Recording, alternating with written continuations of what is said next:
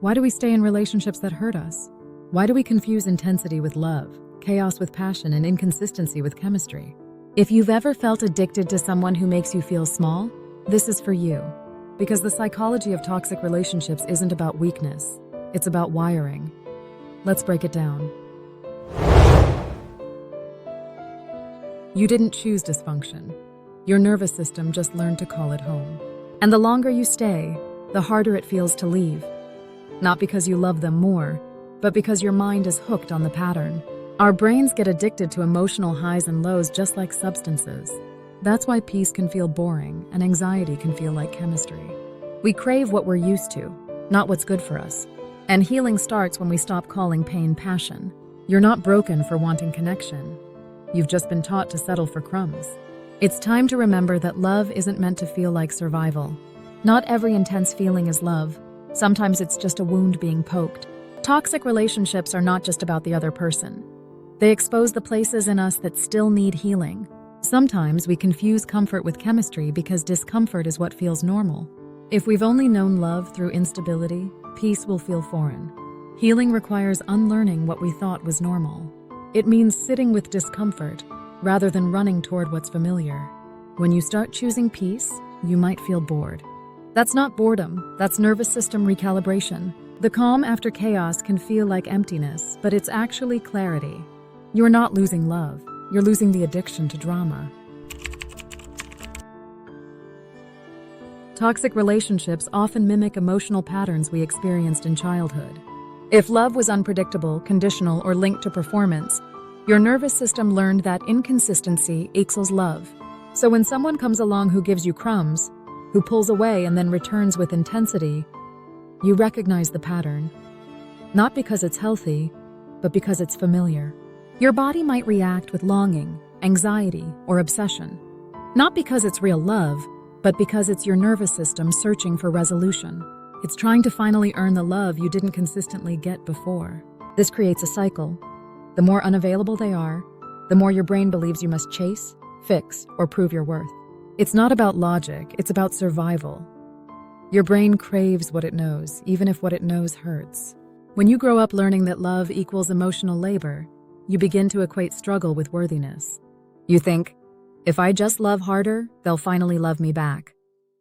But real love isn't earned through pain. We get stuck because our inner child sees toxicity and thinks, this is my chance to finally win love. It's not conscious, but it's powerful. You find yourself drawn to people who feel like home, even if home was never safe. Because familiarity feels safer than the unknown. This isn't about who you attract, it's about what you tolerate. And what you tolerate often comes from what you learn to survive. Your worth was never meant to be negotiated through suffering. You deserve love that's steady, not love that makes you prove yourself again and again.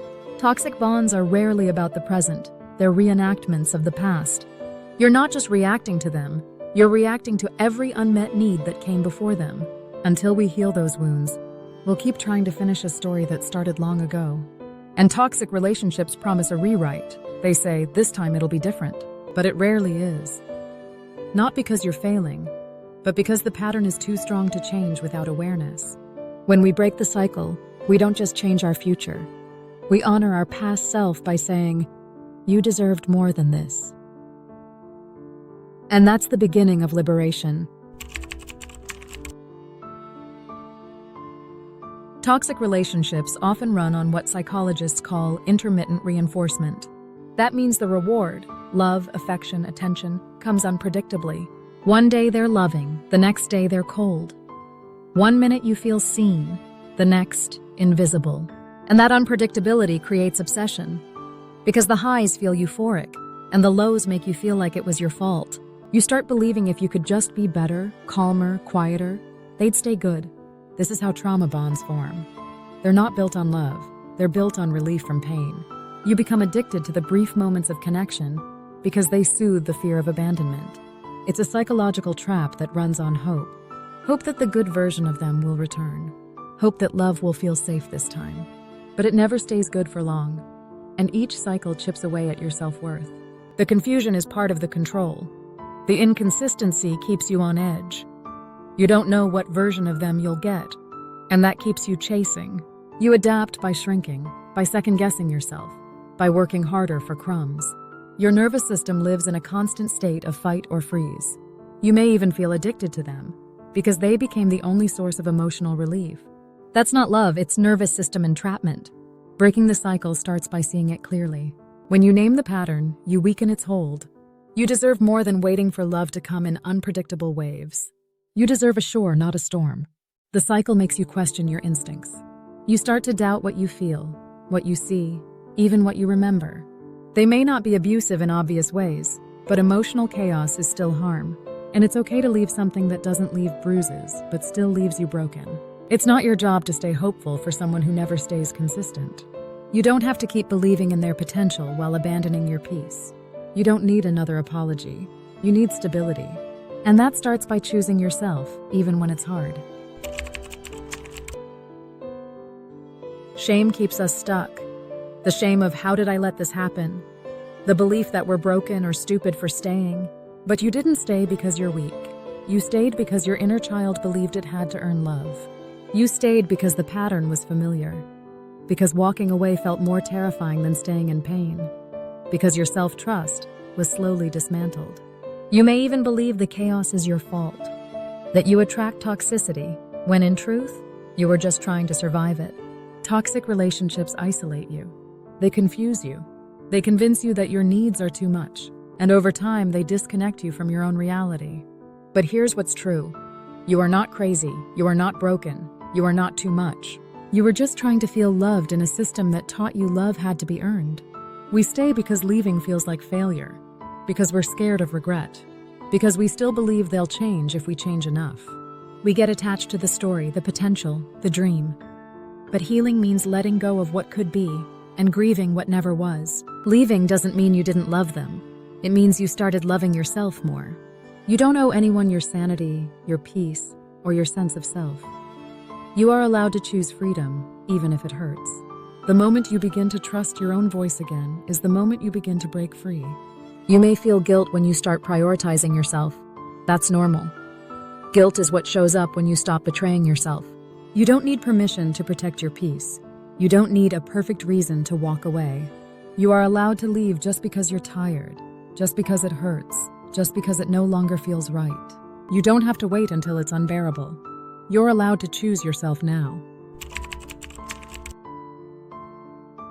Healing starts with naming the pattern, with telling the truth to yourself, even if your voice shakes, with choosing to no longer abandon yourself to feel loved.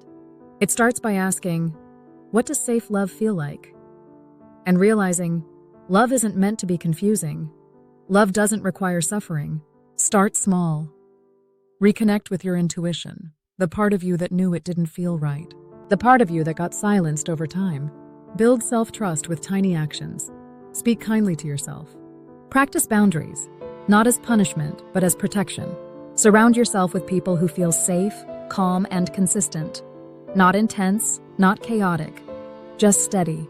It might feel boring at first. That's okay. That's your nervous system adjusting to peace. And most importantly, forgive yourself for staying, for not knowing, for loving the potential more than the reality. Because healing doesn't mean you never fell. It means you rise, stronger, wiser, and more loving with yourself every time. You deserve love that feels safe. And it starts with how you love yourself now. Healing doesn't require perfection. It requires presence. You don't need to figure it all out at once. You just need to keep choosing yourself in small ways, over and over. Recovery may feel lonely, but it's also where you meet the most honest parts of yourself. Allow yourself to grieve, not just the relationship, but the self you lost inside it. You won't always feel strong. Some days healing means just getting through the hour. That's enough. You're allowed to rest. You're allowed to feel unsure. You're allowed to feel it all and still keep going. Peace doesn't arrive all at once. It arrives in moments when you stop running from yourself. And each moment of peace is a sign you're on the right path. Sometimes we call it love, but it's really anxiety dressed up as desire. It's waiting for a reply that never comes. It's walking on eggshells, afraid to say the wrong thing. It's the knot in your stomach when you know deep down something's off, but you stay anyway. If your idea of love always feels like tension, urgency, and fear, it's not love. It's survival. Real love doesn't feel like performing. It feels like exhaling. When love makes you feel unworthy, unstable, or invisible, it's not your fault. It's a reflection of someone else's inability to offer safety, not a reflection of your value. You don't have to chase someone to be worthy. You don't have to earn what should be given freely. If it hurts more than it heals, it's okay to let it go. Not because you stopped loving them, but because you started loving yourself. The racing heart, the overthinking, the second-guessing. It's your body telling you something is not right. Your anxiety isn't overreacting, it's overprotecting. So often we stay because we confuse anxiety with excitement. But love that feels like fear is not love. It's a warning. You deserve a love that soothes your nervous system, not activates it. Love should feel like safety, not survival. Sometimes what we think is love is really control dressed in affection. It's when they give just enough to keep you close, but never enough to feel secure. It's love with conditions, love that manipulates. You may hear, "You're too sensitive. I didn't mean it like that. You're imagining things." They might gaslight your feelings. They might isolate you from your support system. They might use guilt to keep you in place. If you constantly question your reality, your worth, or your memory in the relationship, pause. That's not love. That's psychological control. You deserve to feel safe in your own mind. You deserve a love that brings clarity, not confusion. Trust the discomfort that arises when something feels off. Your body often knows before your mind does. Real love doesn't twist your words or weaponize your fears. It holds space for them. You are not difficult, you're discerning. And the right relationship won't punish you for needing reassurance. Let's name it clearly. Healthy love feels calm, not chaotic. It feels grounding, not gripping. It feels like freedom, not fear. Healthy love includes respect for your boundaries, space to be your full self, emotional safety, repair after conflict, not punishment. It's being able to disagree and still feel loved. It's being able to rest, not perform. It's love that adds to your peace, not subtracts from your sense of self. Sometimes we mistake peace for boredom because we're used to chaos. But peace is not boring. Peace is healing. Healthy love feels like coming home to yourself, not losing yourself in someone else. And it's always rooted in safety. You don't need to earn healthy love. It meets you where you are. You don't have to prove your worth to be loved securely. The right love allows you to exhale. It invites you to stay, not because you're afraid to leave, but because you're safe to stay.